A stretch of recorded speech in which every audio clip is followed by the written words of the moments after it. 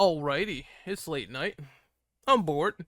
I figure now is the best time to react to some cringe, some over exaggeration, some synthetic man. Sometimes he has opinions. It's like, yeah, I can see the perspective. Other times he has the brain dead mind of a gopher, but I digress. Sometimes brain dead gophers, that is entertaining to me. Let's see what Synthetic Man has to say about season 2 of The Last of Us based on part 2.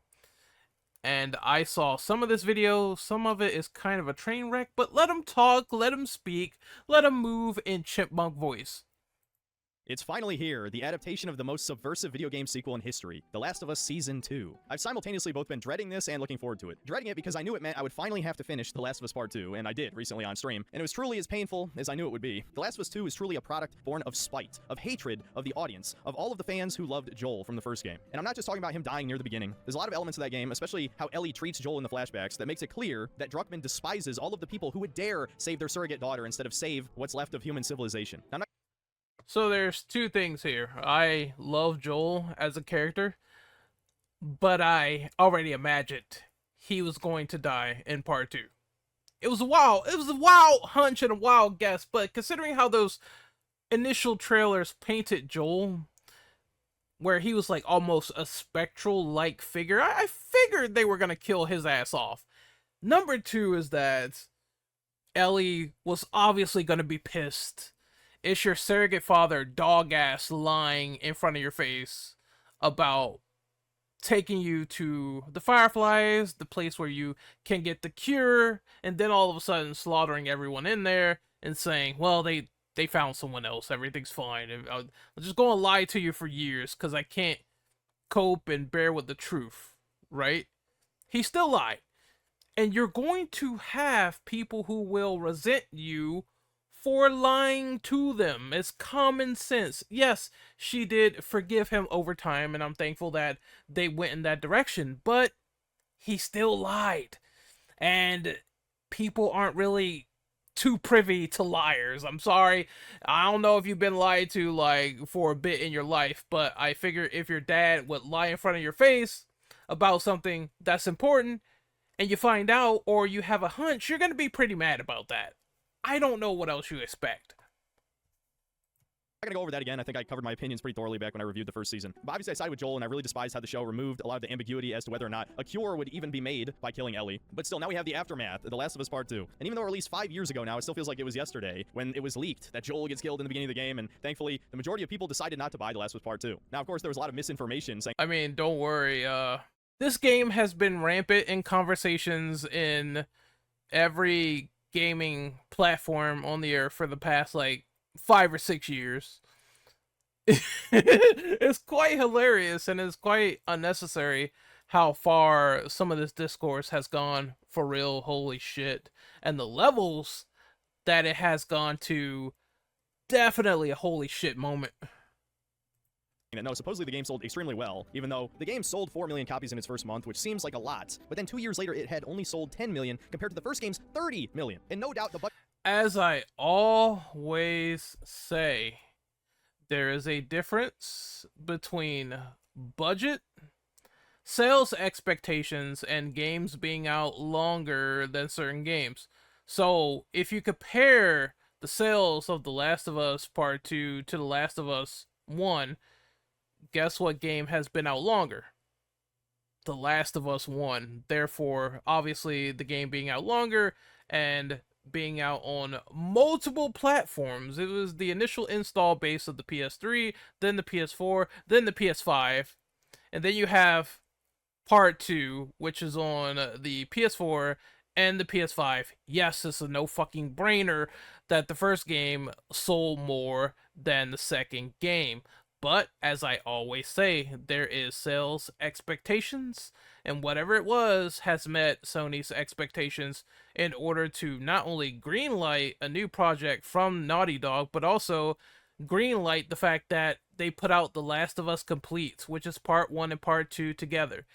They are basically raw dogging the Last of Us IP because they know it is a popular franchise. Nobody can dispute it because it keeps making a gargantuan amount of money each time the HBO show comes out, and basically the video game sales like skyrocket from there.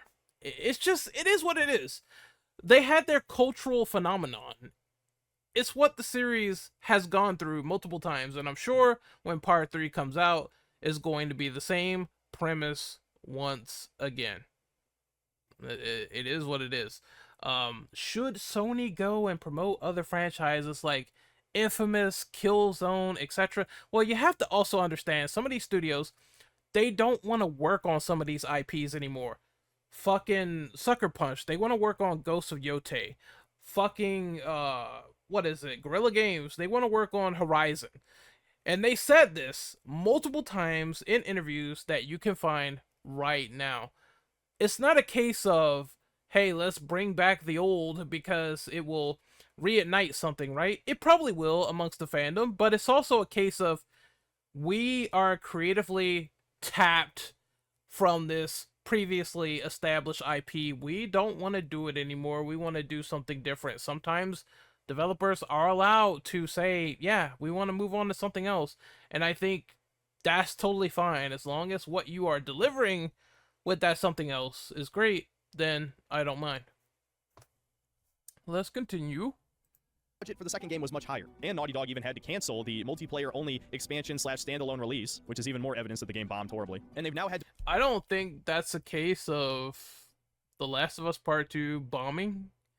I think that's more of a case of, once again, they said, hey, we don't want to be a live service studio. We don't see that future ahead of us. Would Factions 2 be successful? I think that remains to be determined. We don't have our hands on the game. The game is not out. We don't know. We have no idea. Personally speaking, I believe that Sony live service, games as a service, I think this whole thing has been cooked so far. And it's only a rare number of studios that probably would have made it. Everything else has bombed, flopped. Why would you go in the direction of live service if Concord happened? You kind of want to avoid that L and go to single player games that mean a damn, right? I mean, that's common sense, Synthetic Man. I'm sure you know this. So it's like, yeah, if one live service game, and I know Fair Games probably will fail too, why would you go down that route of your other PlayStation Studios predecessors? It makes no sense.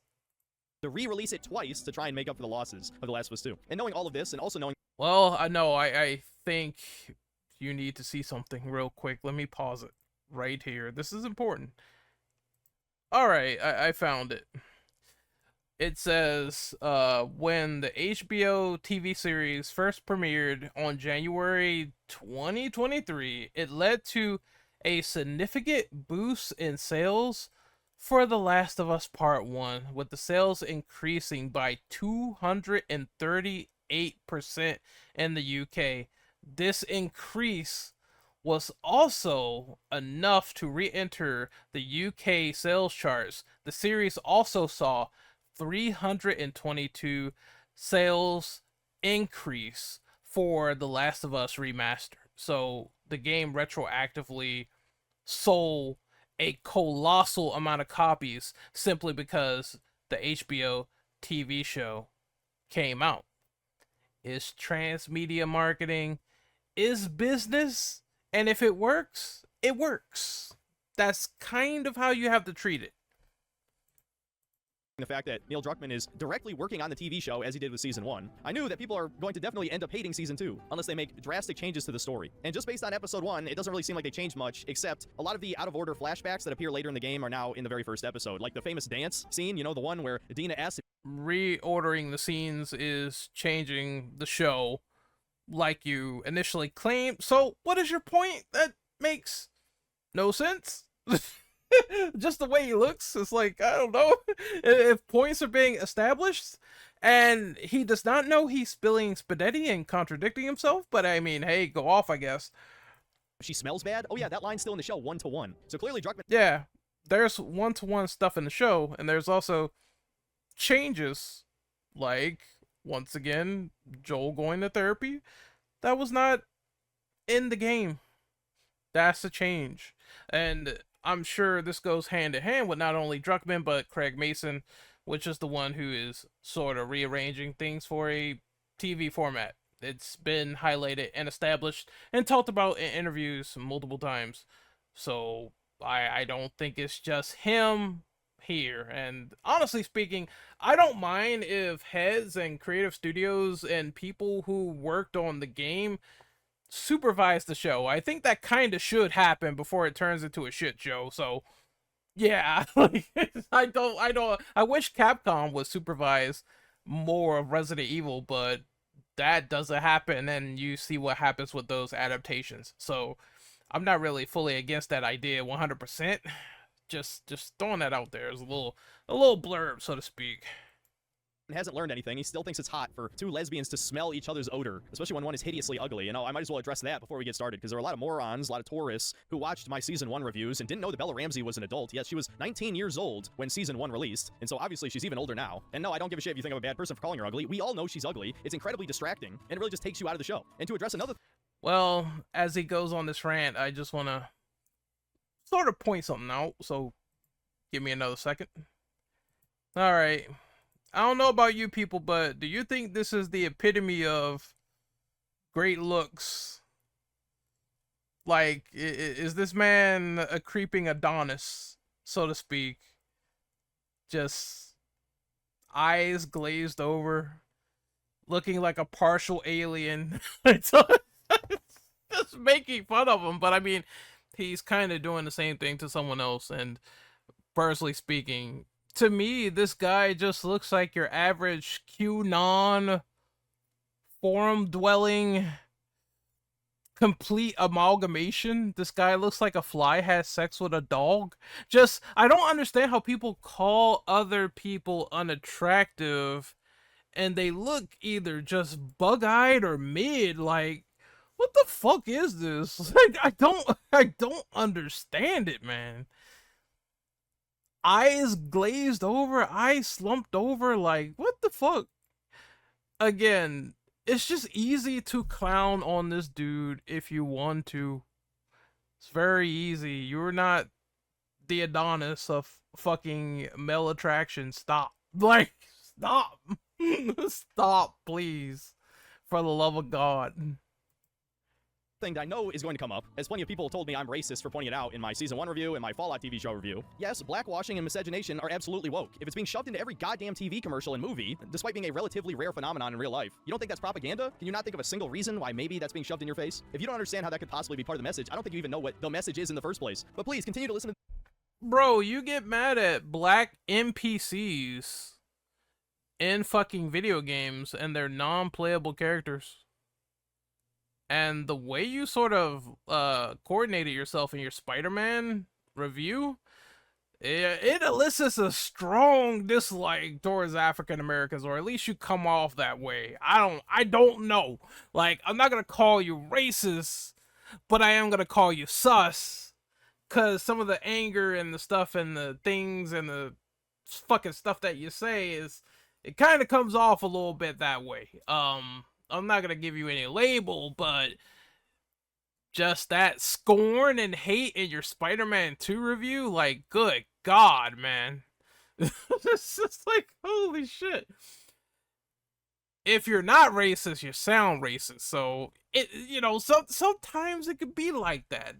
Someone can have a little bit of a perception, and you might not like it, which is why you're pointing it out, but I don't have a problem with the character being washed if the character is still great.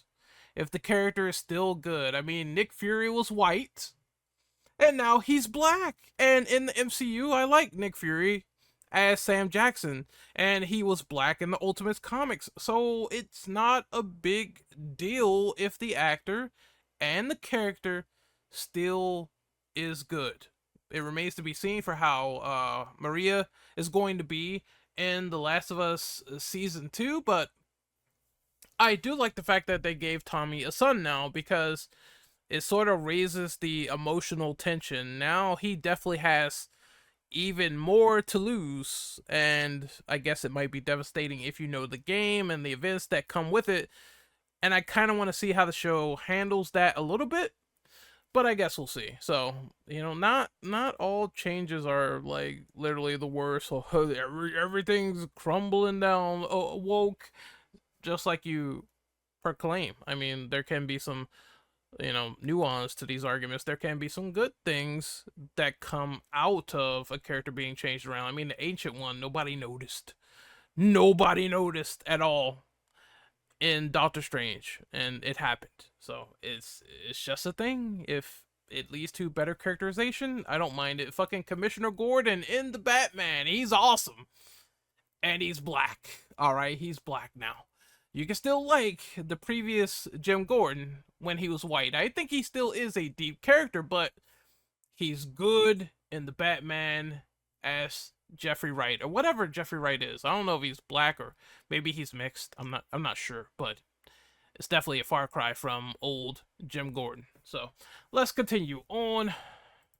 These YouTubers who would never lie to you or betray you or try to sell you something. Why is it that he has an interracial couple having sex in a video? Like, I just thought that's weird. That's weird, man. So it's just like, I want to have what he's having. I can't have that. No, I'm kidding. Try to sell you something. And another thing you need to remember about these people is that apparently watching two middle-aged men have gay sex is not woke as well, apparently, as everyone seemed to love episode 3 of The Last of Us Season 1. So anyway. Again, I thought Bill was always homosexual. I swear the game established that. Yes, it was more subtle in the game, and I guess you can say that, like, it's a lot more overt in the show, but in the game it's more subtle. However, just in general, a general conversation, yes, Bill has always swung that way, so it is no surprise when you put it in general terms. Wait, with that out of the way, I'm pretty sure most people are going to agree with me and hate Season 2 if we're being real, because, well, pretty much everyone hated The Last of Us Part 2, so I can't see how Neil Druckmann is suddenly going to change his ways, especially given what we— I wouldn't say everyone hated it.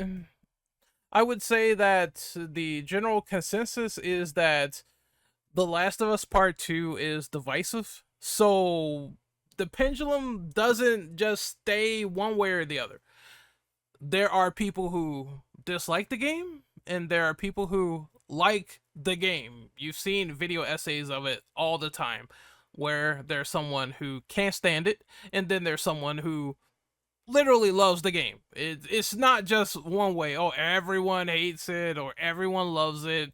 It's a pendulum that swings back and forth, and it's not stuck in one way. So I think that is the perfect analysis of the discourse for The Last of Us Part 2. And is there extremes to that discourse as well on some of the other sides I have seen? Yes, because we all know that the stuff that people said to Laura Bailey was not rational in the slightest, which I definitely do not 100% condone or agree with. Already know about his next game, Intergalactic, is going to be addressing religion, and I'm not going to spoil the leak plot of that because I don't want to get a copyright takedown, but let's just say it's an allegory for siding with Muslims and killing Christians. And to— Wasn't that leak from 4chan, or am I crazy? I swear, because a lot of these people, now that leak culture is popular, and it's unfortunate, but it's something that we see, because leak culture is popular, there are so many people out there that want to run with stories, that want to run with scoops, and we don't even know if they're verified or not. Like, how many times am I going to keep on seeing Dust Gollum talk about Resident Evil 9 and try so hard to be right? And he has no pictures, no video, nothing. Absolutely nothing, and there's people that believe him. There's a lot of people that will sell you snake oil online. So if someone is saying, oh, I have rumors about this or that, and they don't have pictures, video, or evidence, or screen caps, I think it is perfectly normal to disavow what they are saying. Address one final thing before we get to the episode 1 synopsis, because this is something that came up during my Fallout episode 1 review. There's absolutely nothing wrong with reviewing just episode 1 of a TV show and coming to conclusions based on what you see. Now, of course, it's a little bit different with The Last of Us show because I already know what's going to happen since I played the game and I don't agree with this logic whatsoever. Like, let's use examples. That's fun, right? Invincible Season 3. Do you honestly believe that watching episode 1 of Invincible Season 3 is something that would have led to all the conclusions of um conquest and everything that they're doing to someone who has never read the comics before in their life? They wouldn't know who the fuck Conquest was. They wouldn't know what the Invincible War was. Everything at the end shattered because you wanted to watch episode 1 and you didn't get the full context of the story. It doesn't work like that for television, of course. Like, maybe you have an easier time saying that it's an adaptation, so I know what important beats they are going to implement, but they do change stuff, and those things that they do change were never in the games to begin with, so you don't know. No matter how much you try to strawman it and put a little bow on it, these are still changes to the story. The main beats, yes, you will know, because adaptations that do one for one beats are going to carry that no matter what. But in order to gauge the quality of a TV show and adaptation, you do have to watch it from start to finish. It is no exceptions, really, because your whole perception on the show can change because of the season finale. And I had that happen to me like various times. It is happening to me right now with Born Again for Daredevil. So yes, you have to watch it from start to finish, get all the story from start to finish, talk about the characters and either praise the characters or critique them from start to finish, and you get the full plot. I think you're just being lazy and you're trying to champion lazy logic, and it doesn't work, in my opinion. Actually watched all the cutscenes 5 years ago. Shout out to everyone who's been watching the channel since the beginning. But even if they do decide to change things in the plot, it doesn't matter. There's nothing wrong with making a judgment based on what you see in episode 1. In fact, I would say the first episode of a TV show is arguably the most important. This is the one that draws you in and hooks you. So when a pilot is meant to hook you in, I understand that, but people were interested in this episode, so I guess it did work because it did have high viewership, which is the reason for either a pilot or first episode again. And The Last of Us has like staying power with HBO, so once again, it was a no-brainer that a lot of people were gonna watch this premiere for the first time. So it definitely landed in that department, and that's what a pilot is for. Try to get the most views and maximize that so you can continue making more of the first season and beyond. That's what a pilot is for. And if it doesn't land, I can understand your point of saying, well, it's no reason to watch this, or this show sucks or whatever. But again, if the show is great, if the pilot is interesting, it is a slow burn of that first episode. I did watch it for The Last of Us Season 2. It's a slow burn, but it could be building up to things in the adaptation. Even Jackson being affected now is like kind of different with the pipes. So I'm like, I want to see where that goes and how they deal with that situation. And will they rectify that or not? Will Tommy's son be taken away from him? They're small little plot beats and details that have some sort of setup, and maybe it will have some sort of conclusion. And I think it's fine waiting it out and seeing the rest. Like, a TV show can get worse or it could get better depending on later episodes. I know for a fact that, once again, like I said, season finales are important because they can make or break a TV show. If I don't like a season finale, it can have a detrimental retroactive impact, right? It can make me feel like, oh man, that finale really fucked it up. I think that's more impactful than the initial pilot, in my opinion.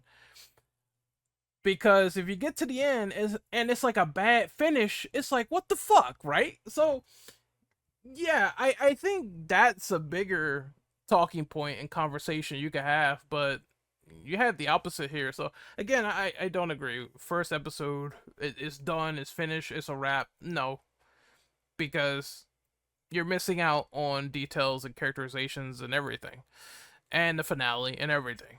You need the rest of the show. That's why every TV show, I'm gonna watch the fucking thing from start to finish before I finish it on my channel. I'm sorry that was a long tangent, but that had to be discussed. All those retards, including Hassan, said that I'm not allowed to judge a TV show based on the first episode. I mean, does that sound like something an intelligent person would say? Or is that something Yes, Hassan is more smarter than you, so I guess you gotta take that L. He has logic, and I agree with him, and you don't. a brain-dead normie would say because they don't know how to counter any of my arguments other than just calling me a racist? But anyway, no. Well, I mean, everyone kind of blew up your Fallout review and didn't like it. And I heard a lot of claims from, I think his name is Papa Gut, where you were completely incorrect about a lot of things on the show. Maybe if you would have watched it all the way, then you would have had some more factual information. You would have had some extra information, but instead you stopped at episode 1. That is your fault. Nobody else's. You lack the context. As simple as that. Preamble, let's get into episode 1 of The Last of Us Season 2. So it actually begins with a new scene unique to the show where we get to see the survivors of Joel slaughtering all of the Fireflies, and we get to meet the actress who plays Abby. And I'm not going to make a judgment based on her appearance just yet, even though I've already seen pictures of later episodes, and no, she never looks nearly as jacked as Abby, and we all know the reason why. It's because the actress wasn't willing to take steroids to get arms as large as Abby's. So I don't think that's the reason. I'm pretty sure they said that different interpretation. I don't like it either that Abby's not built, because that was intimidating. When she was punching around Ellie, that showed that she had an edge on that character as far as fighting her. So I'm not a fan of the whole change. Well, you know, this is a different rendition, so we had to make Abby smaller. But I do want to see the rest of their statement, and if it's true about, oh, the actor is a lot more ferocious and she embodies the role. Because as someone who likes media, I care about the acting. So I want to see if that's true or false, and I guess we're going to find out when this season ends. sorry, ladies, I don't care how much chicken, broccoli, and rice you eat. You're never going to get arms like that without anabolics. Morons. Well, there are women out there who achieved bodies like that naturally. I'm pretty sure without steroids or anything like that, or anabolics. Do I have to show him a strong cosplayer? Do I?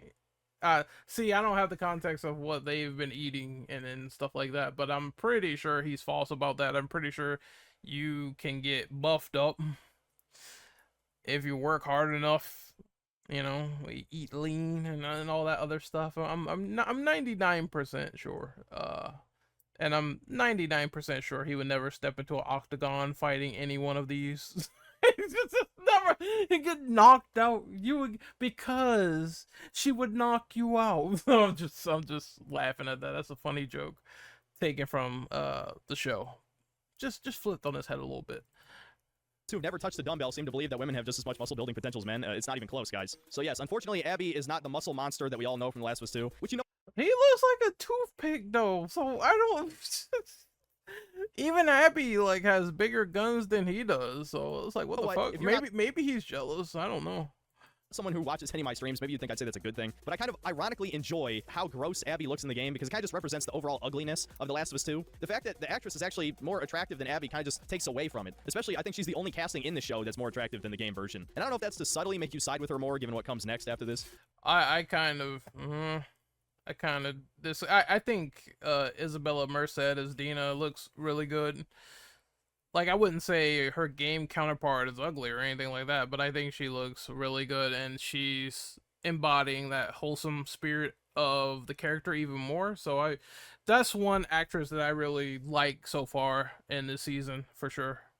But then again, a lot of people really like Pedro Pascal, so him dying in most likely episode 2, if I had to predict. Yeah, spoiler, he doesn't die in the first episode, they pussied out. I don't really think it makes up for it. Now, again, if you don't know my opinion of The Last of Us 2, by the end of the game, I actually sided with Abby over Ellie, because Ellie becomes such a fucking bitch in the game, and she does the same in the show, we'll get into that later, because she just fucking despises Joel for making the correct decision, you know, save her life instead of sacrifice her for a arguably useless cure. Again, not gonna get into the same arguments I made back in season 1, but I still feel the same. Ellie is not gonna get too much into this, but I kind of, when I was playing this game, maybe I'm just the type of person that I am, but I kind of saw where everyone was coming from because that's kind of how the game is. It's multiple sides, factions, it's tribalism, it's a lot of things. And ultimately, human condition, you're going to be mad, you're going to be angry, you're going to be sad. It's something that's been complex and put there since the first Last of Us, where people just either do dumb shit or they are in situations that they put themselves there and they have to crawl out. And they have to go on redemption arcs or things of that nature, or they don't forgive someone. And that's just common with humanity, in my personal opinion. So I think the game is about a lot of things, and I'm not surprised if he misinterpreted like half of it, considering the fact that he said you need to watch the pilot only of a TV show in order to gauge the full thing, which is that's pretty dumb. I'm not gonna lie, that's kind of stupid. Such a goddamn bitch. You end up hating her by the end of The Last of Us 2, trust me. All this scene does is establish who these I do understand though that yes, Ellie is a lot more bitchy compared to part one. But she has no compass. Her moral compass was Joel, and Joel's dead. There's a reason for everything. Everything happens for a reason. characters are and justify why they end up chasing after Joel. Then there's a 5-year time skip, and we get to see Jackson once again, which is where Joel's brother Tommy has set up a settlement, and the town has clearly expanded quite a bit in 5 years. There's a shit ton of people here, again, just like the game. And you may have forgotten this, but in Season 1 it was established Jackson is a communist utopia. This is the commune. We're communists. So I guess communism really does work. All you need to I think that was a joke that people took too literally. I think that was a joke that people took way too literally.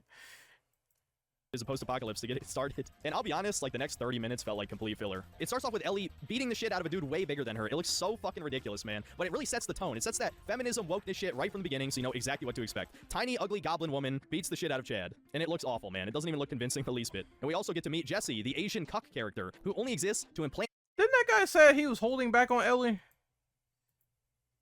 It's like Jesse literally said, I told him not to punch you that hard or he would have knocked you out. So the guy was holding back on purpose because of orders. So Ellie thought she fully beat him, but she didn't, because if he didn't pull his punches, she'd be out on the floor. Done. I don't think he's paid attention to the show, but I just kind of don't. But let's continue. Feminism wokeness shit right from the beginning, so you know exactly what to expect. Tiny, ugly goblin woman beats the shit out of Chad. And it looks awful, man. It doesn't even look convincing the least bit. And we also get to meet Jesse.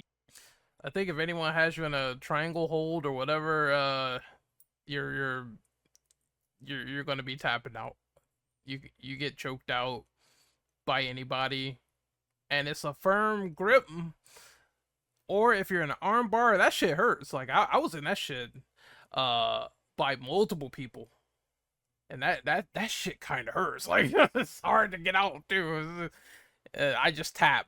I had plenty of gym wrestling matches, and when I got into that position, it was over. So yeah, it's nothing. It's nothing you could really do. You could try to lift the person up if you have the strength to do so. But if it's on there tight, it feels like your fucking elbow's about to go to your skull. Yeah, you tapping. It's just like, yes. I don't know why people just sort of kind of, it's just a little rant, but people kind of have these scenarios where they think they could power out of everything and you're in immense pain. Not all of the time. No, I'm sorry. No, I don't believe it. The Asian cuck character, who only The exists Asian to plant cuck. his seed within Dina so that our greatest ally can continue to propagate their species. And you might think I'm joking, but no, fucking Jesse does nothing in The Last of Us Part 2. He even dies like a bitch, just so that 2 lesbians can raise a half-Asian, half-Jewish child. Not propaganda, though. That's not woke, according to Fallout show fans. And in the scene right after this, we see Joel interact with Dina. As for Jesse's death, it is very sudden. They said the point was, hey, we're gonna show that here's this likable character. He can be gone just like that in a nanosecond. I wish he would have stuck around more. I can see people saying, oh shit, they just took him away like nothing. But I do think that is still part of the plight of Ellie bringing all these people out here and making mistakes, and now her family and friends, they have to suffer, and that's part of the consequence, just like Abby. Big schnauzer herself, except there's only one problem. This woman's nose is normal sized. What? This is the worst miscasting since Ellie. And the only thing I really care about from this scene What the fuck? I'm pretty sure that's satire, though. is that we learn that Joel is going to therapy now. Isn't that a great addition to The Last of Us 2? In the next scene, we see Ellie and Tommy. I don't mind the therapy thing. It kind of is interesting. Especially if Joel now killed Eugene. Like, what is the story behind that? I don't know. But once again, that's something that the show has to tell us for taking liberties. So I will wait and reserve judgment, because I think that's fair. Sniping a clicker. I guess this is just to further establish that Ellie is capable and she wants to go out and hunt zombies and shit or whatever. And then this... I swear that shit was in the game. Let's go ahead and show you. Yeah, it was Tommy showing that she's capable. So they just kind of took that scene and rearranged it. Are you sure? Well, I'm feeling generous.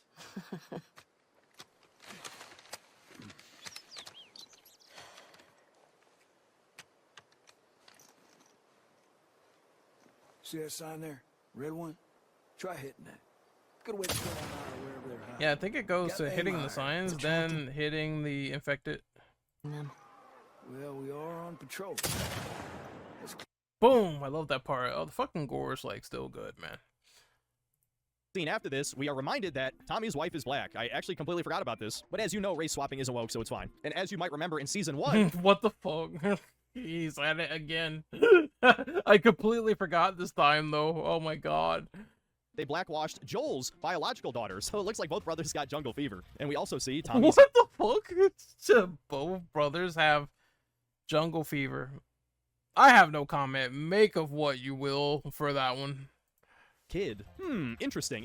This is not propaganda, though. I'm just a racist. And we also get another, maybe more subtle piece of propaganda here, that they need to build the town faster. As I said, I won't call you a racist, but some of the stuff you say kind of sounds weird in that department. I'm just saying. I'm just saying.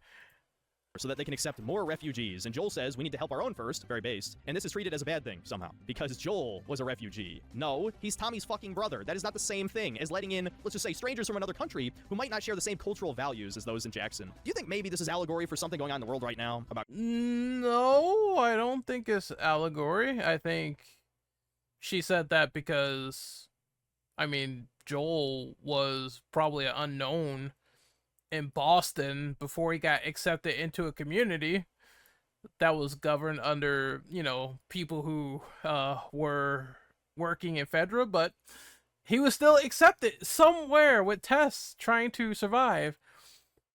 And yes, he was someone that was an outsider to Tommy's camp as well. They didn't know who Joel was until Tommy came outside and said, "Hold on, that's my fucking brother. Don't shoot him. You're about to shoot him." It's like, so yes, eventually he became part of their community, their ranks, their way of life as well. Hence the whole phrase, you were a refugee as well, because you were an outsider to the community as well. This other shit you're about to say, I guarantee, is not even remotely close to the point that they were trying to make. crimes being committed by dangerous refugees from other countries. Nah, I'm just reading into it. You are, yes. What the fuck was that? What the fuck? Crimes from other countries, refugees? No, idiot.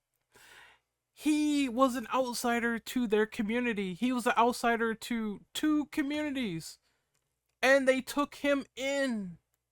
Which is why that argument is being made. Yes, there are some people in communities that will absolutely butcher it, but in this case, she's saying, hey, Joel, you know, at first we had snipers pointed right at your head. Now you're not such a bad guy because we got time to know you in the last 5 years. Yeah, that's what she's saying. That's the context.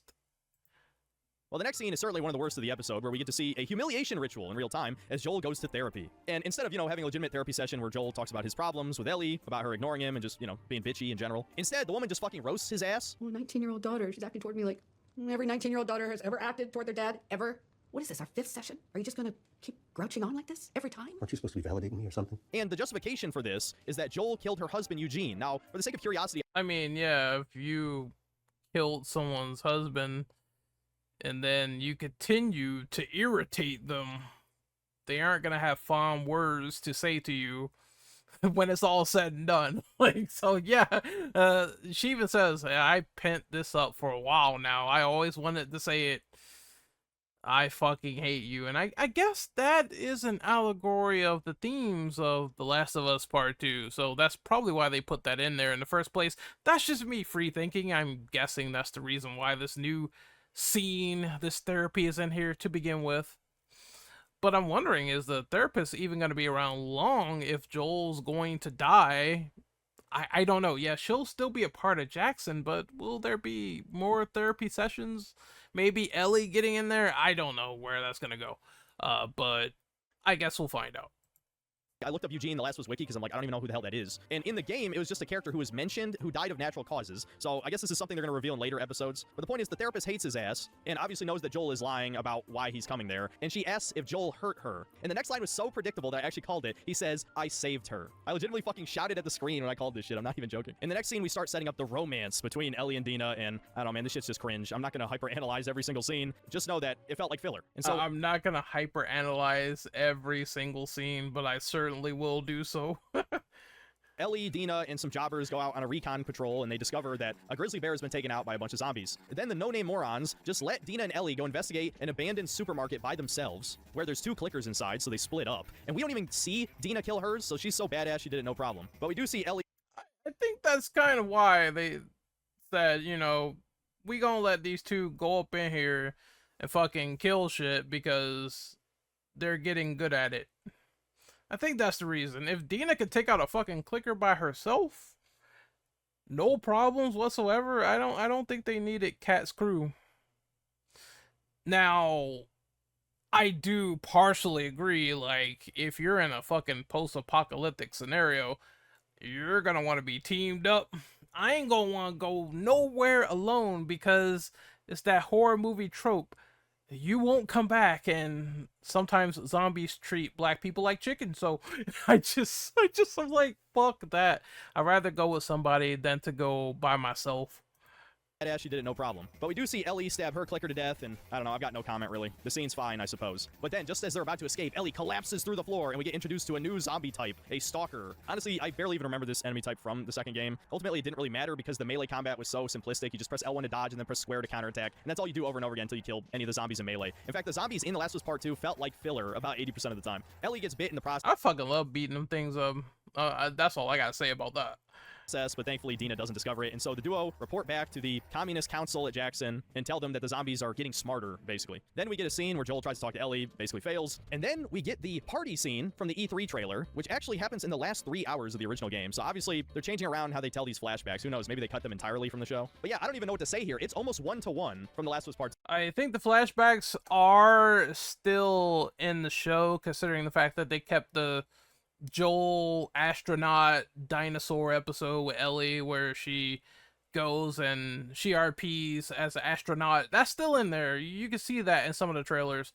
So yeah, that's no secret. I mean, I literally just played this part like 2 days ago. Like I said, they still do the, oh, do I smell like shit line, which is like the least romantic thing you could possibly fucking say. And look, I don't want to harp on this too much, but are we really expected to believe that a cute girl like Dina is into this disgusting goblin butch lesbian? I mean, really? This just takes you out of the experience entirely. I don't know, he's really pent up about looks and everything, but dude, he looks like someone who hasn't drank coffee in like 5 million years. Like, what the fuck? Why is the top of his right eye a little bit slanted upwards versus his left one?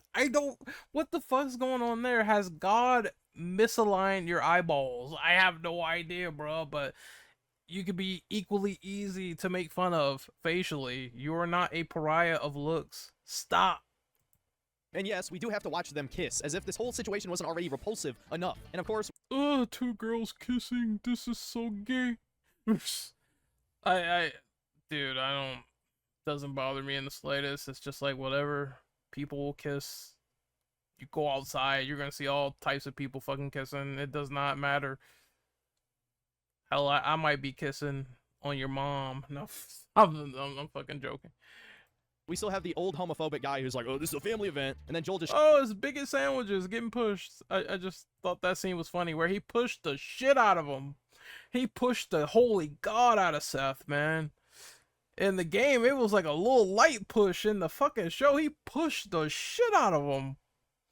family event, and then Joel just shoves him on his ass, then Ellie freaks the fuck out. Then they actually subvert your expectations because you think they're gonna play the final scene from the original game, but instead Ellie walks to the garage instead of talking to Joel on the porch. Then we get another completely new scene where there's fungus growing in the pipes, so I guess there's gonna be a zombie outbreak in Jackson. And then the episode ends with us seeing Abby and her entourage have finally found Jackson and are most likely going to kill Joel next episode, but who knows, maybe they'll drag it out to episode 3 or even longer. In any case, I expect a severe drop-off in viewership as soon as they kill Pedro Pascal. You know, kind of like all the fucking refunds there were for The Last of Us 2, and for all of us who were smart enough to view the leaks a month beforehand, all the purchases that never happened in the first place. And so that's episode.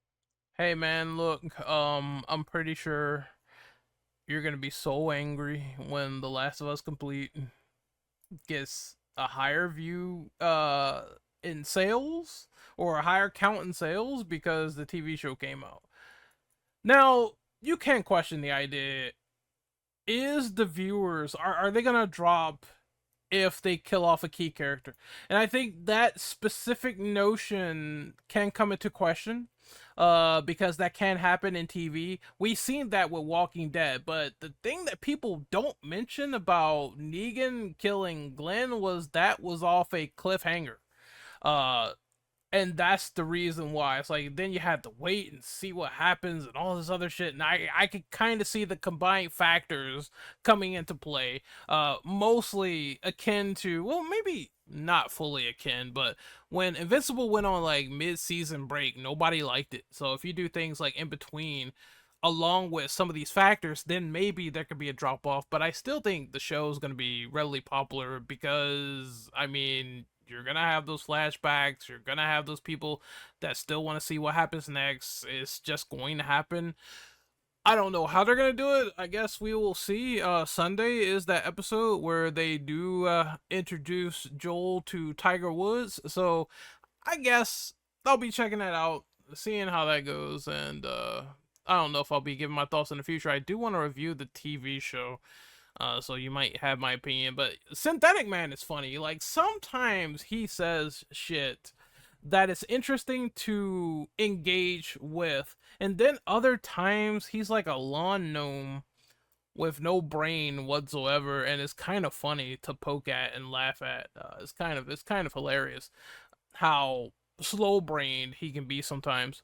But I had fun reacting to this. This is Renegade Operative signing out. Hopefully you guys enjoy this, and hopefully he does not stay super salty at Hassan, because he was really mad about Hassan and Mauler, man. God damn, bro. They make fun of him. He wants to get on their podcast and say F slurs and stuff like that. So I just think it's as unhinged as it gets with this guy. It's kind of funny. But I'll see you guys next time. Later.